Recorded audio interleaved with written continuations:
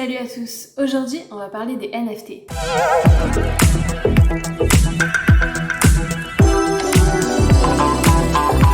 NFT, non fungible token ou token non fungible en français, c'est un certificat de propriété numérique qui désigne un objet unique. Aujourd'hui, de nombreux investisseurs s'intéressent aux NFT parce qu'ils peuvent prendre énormément de valeur dès leur sortie. Un NFT, c'est ça, ou encore ça, ou encore tout ça. Il y a tout un processus à la sortie d'un NFT qui se divise en deux étapes. La vente privée qui précède la vente publique. Les NFT sont d'abord accessibles donc en vente privée par un petit nombre de personnes préalablement sélectionnées par la société qui a créé la collection de NFT. Ces personnes pourront acquérir un ou deux NFT qui leur sont réservés. La vente privée dure donc 12 à 24 heures et les nouvelles collections sont donc disponibles sur ce qu'on appelle une whitelist. Pour accéder à une whitelist intéressante, il faut identifier les projets qui ont du potentiel et en faire ensuite la promotion sur les réseaux sociaux, notamment Twitter et Discord. Vous pouvez commencer par essayer de participer au jeu concours, de liker les publications, commenter, partager, le tout en public. Oui, parce que la vision de l'équipe qui est derrière ce projet est d'agrandir sa communauté. Plus l'engagement est, ou du moins semble être, réel et donc pas intéressé, et plus vous aurez de chances d'être inscrit par la suite sur cette whitelist. Une fois inscrit sur une whitelist NFT, vous disposez d'une date et d'une heure précises pour acheter vos NFT, ce qui vous permet de ne pas avoir à attendre que votre NFT soit disponible sur le marché secondaire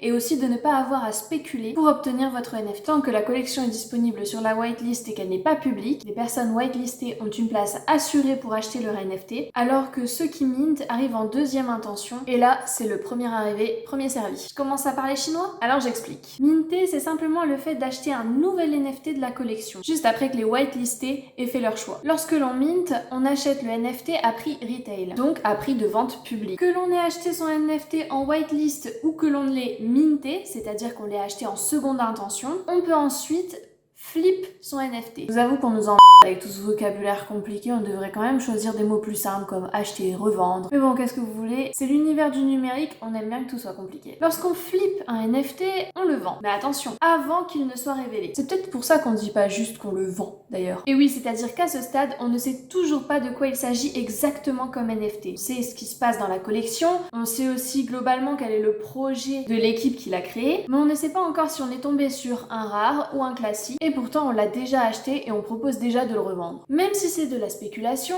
on peut ici faire de belles plus-values parce que c'est là que le NFT est le plus échangé, et donc que son prix peut le plus grimper. L'autre possibilité, si vous ne voulez pas le flip, le vendre quoi, vous pouvez le garder. Dans ce cas, c'est plutôt ballsy, surtout si tu vois qu'à côté de ça, le prix des autres NFT de la collection sont en train de monter. Dans ce cas, pourquoi garder son NFT, vous me direz? Bah oui, si le prix augmente, autant le revendre et faire une petite plus-value. Parce qu'il se peut que celui que vous avez soit un rare. Mais ça, vous ne le découvrirez qu'après le reveal, c'est-à-dire le moment où les NFT sont révélés. Et si effectivement il s'avère que vous avez un rare en votre possession, là vous pouvez vraiment faire une belle plus-value en le vendant beaucoup plus cher que ce que vous avez acheté. Au moment où les NFT sont reveal, on entre dans le marché secondaire. Les NFT rares sont révélés et là on observe une grosse montée du floor price. Floor price ou prix plancher, c'est le prix le plus bas possible pour un NFT de la collection. Si à ce moment-là vous êtes en possession d'un NFT de la collection, ça peut être le bon moment pour le revendre. Car juste après le reveal et donc cette montée des prix, en général, évidemment c'est pas une science exacte,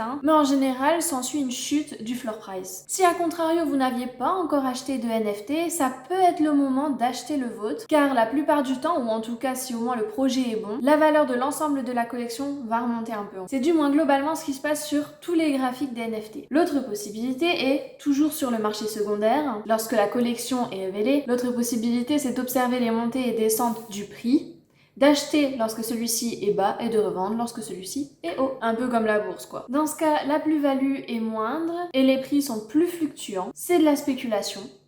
Mais cela dit, c'est toujours intéressant de faire monter son capital de crypto-monnaie. Et notamment d'Ethereum par exemple, surtout en ce moment. Dans tous les cas, il est préférable de garder en tête que c'est un marché de spéculation et qu'on peut toujours se tromper. Alors faites attention avant d'acheter. Faites des recherches, vérifiez la stabilité du projet et surtout l'intérêt et l'engagement que portent les différentes communautés au projet sur les réseaux sociaux. Pour ma part, je regarde surtout Twitter et Discord. Je regarde si pour les projets qui m'intéressent, ce sont de vrais abonnés qui ont de réelles interactions.